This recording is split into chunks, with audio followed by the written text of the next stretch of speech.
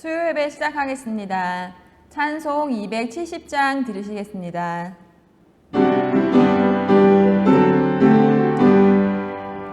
편찮은 주님의 사랑과 거룩한 보혈의 공로를 우리 다 찬양을 합시다.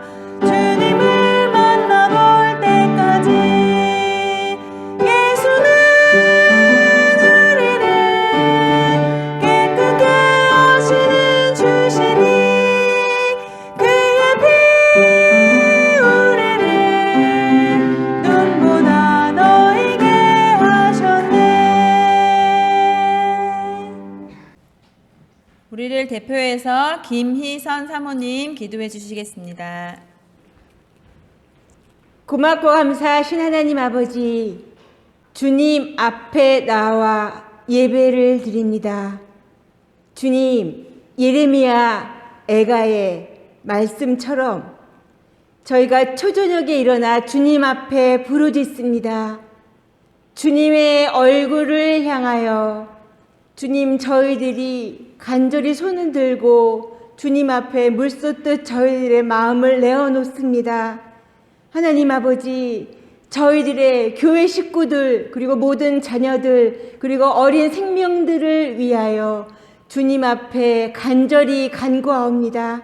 하나님 아버지, 저희들이 새로운 시대를 살아가고 있지만 주님께서 저희들의 모든 삶을 인도하시고 보호하시고 동행하여 주심을 알기에 항상 주님께서 말씀하셨던 것처럼 기쁨과 감사의 마음으로 한 걸음 한 걸음 나아갑니다. 주님께서 말씀하셨습니다. 주님을 믿고 예수 그리스도의 이름으로 기도하는 모든 기도를 주님께서 들으시고 예수 그리스도께서 하신 일을 저희도 할 수 있으며 그보다 큰 일도 감당할 수 있겠다고 말씀하셨사오니 주님 말씀에 의거하여 그 말씀을 진심으로 믿고 그 말씀대로 저희가 한 걸음 한 걸음 나아가며 주님께서 말씀하신 그 말씀이 우리 삶 속에서 이루어질 수 있도록 주님 모든 것을 주관하여 주시옵소서. 주님께서 또한 말씀하여 주셨습니다. 모든 지킬 만한 것 중에 더욱 마음을 지키라. 생명의 근원이 이에서 남이니라. 하나님 아버지, 우리 모든 성도님들이 이 땅에서 살아갈 때에 때로는 염려와 근심과 불안으로 하나님 아버지 또한 걱정으로 하루를 살라고 할 때 순간마다 우리 마음속에 주님이 계시고 우리의 모든 삶을 인도하시는 우리의 창조주시오, 우리의 보혜사이시오, 우리의 근원자이시며 또한 우리를 항상 함께 하시고 우리의 모든 것들을 책임져 주시는 아버지가 계신 것을 믿고 다시금 우리 마음을 추스리고 온전히 기쁨으로 하나님 앞에 한 걸음 나아가며 우리 삶을 한 발자국 한 발자국 영위할 수 있도록 인도하여 주시옵소서. 다시 한번 간구하오니 우리 성도님들의 모든 삶을 아시오니 하나님 영과 혼과 육의 강건함을 허락하여 주시옵소서. 우리 모든 성도님들의 물질의 필요를 주님께서 아시오니 주님께서 그 모든 것들을 다 책임져 주시옵소서. 이제 또한 주님의 말씀을 듣습니다. 이 말씀을 저희들이 받고 그 말씀을 마음에 새겨서 이 말씀이 힘이 되고 능력이 되어 이 말씀대로 살아나가는 남은 시간을 될 수 있도록 인도하여 주시옵소서. 이 땅의 모든 교회와 이 땅의 모든 성도와 또한 지구촌의 모든 식구들에게도 주님께서 한량없는 은혜를 내려주실 것을 믿으며 이 모든 말씀 우리 주 예수 그리스도 이름 받들어 감사하며 기도합니다. 오늘 가정에서 교회에서 수요예배 드리는 여러분의 삶 속에 주님의 평강과 기쁨이 늘 함께 하시기를 다시 한번 기도하겠습니다. 오늘은 히브리서 1장 1절로부터 3절의 말씀을 가지고 선자보다 뛰어나신 예수미라라고 한 말씀의 제목으로 말씀을 함께 나누며 주님 앞에 더 가까이 나가는 복된 시간 되기를 다시 한번 기도하겠습니다. 사랑의 주님, 오늘도 주께서 함께 하심을 감사드리옵고 주여 주시는 말씀을 통하여 우리의 마음에 주의 선하신 음성을 듣게 하시고 말씀을 따라 날마다 승리하는 주님의 거룩한 자녀와 백성 되죽함이 없도록 도와주시옵소서. 예수의 이름으로 감사하며 기도했나이다. 아멘. 기원 후 64년경에 로마에서 큰 화재가 일어났습니다. 한 열흘 정도 큰 불이 로마시를 완전히 불태웠는데, 공교롭게도 로마시의 14개 구역 가운데 10개 구역이 불에 완전히 다 소실되었고요. 그 중에 유대인들이 사는 4구역에는 불이 붙지 않아서 로마시의 재건을 꿈꿨던 네로 황제는 로마 시민들의 그 분노를 방화범을 유대인들이 이 불의 주범이라라고 그렇게 모든 책임을 유대인들에게 떠넘겨 성난 로마 시민들이 이 유대인들을 박해하게 되어지고, 그리고 또한 네로 황제도 기독교인들을 박해하는 이와 같은 일을 벌이게 되었죠. 이때 많은 기독교인들은 어디에 숨었느냐로 말하면 카타콤이라고 지하 무덤에 가서 그 몸을 숨기게 되어지죠. 지하 한 20m, 20층 되는 이와 같은 큰 지하 무덤인데, 이 지하 무덤에 이 기독교인들은 들어가 죽음에서부터 정말 자신의 몸을 숨기지만, 그럼에도 불구하고 그들은 어땠느냐로 말하면 두렵지 않았다라고 하는 거예요. 근데 무엇이 기독교인들을 두렵게 만들었느냐로 말하면 이와 같은 상황 속에서도 하나님께서 침묵하신다라고 하는 것이 이 기독교인들을 두렵게 만들었던 바로 이와 같은 이유 아니겠습니까? 특별히 히브리서는 기원 후 64년부터 한 70년 사이에 기록된 말씀인데요. 이와 같은 상황 속에서 흔들리는 기독교인들 향하여 다시 믿음에 굳게 설 것을 권면하는 말씀이 히브리서 말씀이라고 말씀을 드릴 수 있어요. 특별히 저자는 누구인지 알려지지 않았어요. 학자들에 따라서는 바울이다, 혹은 바나바다, 누가다, 혹은 아볼로다, 그 밖에 여러 이름들이 등장하고 있지만 특정하여 누가 히브리서의 말씀을 기록했는지 우리는 알 수는 없어요. 하지만 말씀드린 것처럼 히브리서가 왜 기록됐느냐로 말하면 이 네로 황제의 그 박해와 그리고 또한 하나님의 그 침묵 사이에서 어떻게 흔들리지 아니하고 믿음으로 다시 세워나갈 것인가라고 하는 그 말씀을 전하는 것이 히브리서의 말씀이라고 말할 수 있어요.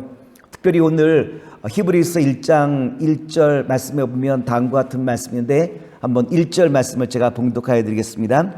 옛적의 선자들을 통하여 여러 부분과 여러 모양으로 우리 조상들에게 말씀하신 하나님이, 여기서 옛적이라고 하는 것은 언제를 말하냐면 구약시대를 말하는 것으로서 하나님께서 많은 선자들과 그리고 또한 많은 이적과 기사를 통하여 하나님의 계시, 하나님의 구원의 역사를 펼쳐나간 것이 옛적이라고 한 바로 주님의 구원의 그 역사를 우리에게 말하는 것 아니겠습니까? 때로는 꿈과 환상을 통해서 그리고 또한 자연적인 현상을 통해서 하나님의 사자를 통하여 직접적으로 혹은 간접적으로 하나님께서 성도들에게 주는 말씀이 옛적부터 있었던 바로 이와 같은 주님의 구원의 비밀이라고 하는 이 말씀이에요. 특별히 주님의 이 구원의 그 계획은 신약에 넘어오면 예수를 통하여 정점에 이르게 되어지는데요. 1장 2절에 보면 이와 같은 말씀이 기록되어 있어요. 이 모든 날 마지막에는 아들을 통하여 우리에게 말씀하셨으니, 2절 전반부에 보면 아들을 통하여 말씀하셨다라고 하는 말씀의 구절이 있죠.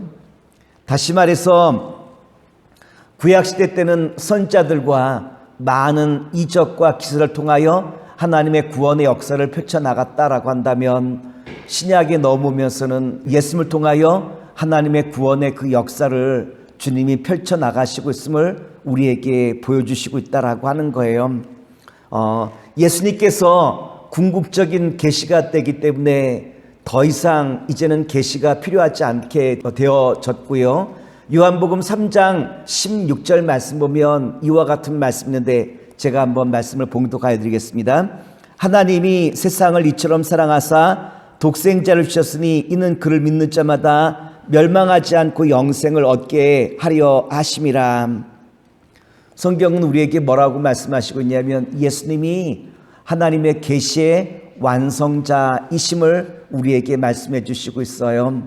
특별히 2절 후반부와 3절의 말씀 보면 예수님이 어떠한 분이냐로 말하면 예수님은 이와 같은 분입니다 라고 한 것을 7가지로 우리에게 말씀해 주시고 있는데 한번 2절 후반부부터 3절 말씀을 제가 한번 봉독하여 드리겠습니다.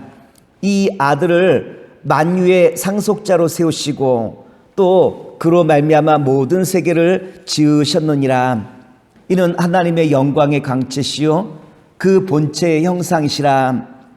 그의 능력의 말씀으로 만물을 붙드시며 죄를 정결하게 하는 일을 하시고 높은 곳에 계신 지극히 크신 이의 우편에 앉으셨느니라.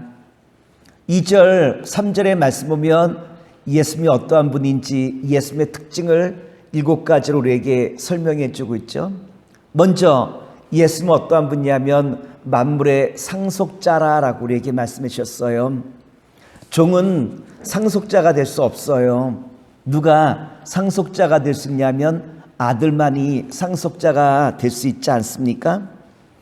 즉 하나님의 구원의 그 역사, 주님의 구원의 그 역사는 예수님의 구원의 그 역사를 통하여 모든 믿는 성도들에게 주어질 것이다 라고 한 것이 바로 예수님의 우리를 향하신 바로 이와 같은 특징이라고 말할 수 있을 거예요. 예수님은 우리의 구원자이심을 우리에게 말씀해 주고 있고요. 둘째, 예수님은 세계의 창조자라고 우리에게 말씀하시죠. 요한복음 1장 1절에 보면 태초에 말씀이 계시니라. 이 말씀이 하나님과 함께 계셨으니 이 말씀은 곧 하나님이시라. 다시 말해서 예수님은 태초로부터 창조자, 창조주라라고 하는 것을 우리에게 다시 한번 알게 해주고 있다라고 하는 거예요. 예수님께서 육신을 입고 난 다음에는 예수님이지만 예수님께서 육신을 입기 전에 예수님은 어떠한 모습이냐면 태초에 말씀이 계셨느니라라고 하는 이 말씀의 형태가 바로 예수님의 육신을 입기 전 모습 아니겠습니까? 따라서 하나님께서 말씀으로 천지 만물을 창조하셨다라고 한 것은 예수님과 함께 정말 천지 만물을 창조하셨음을 우리에게 말씀해 주고 있는 거예요. 셋째로 예수님은 어떠한 분이시냐로 말하면 영광의 광채라라고 우리에게 말씀하셨어요.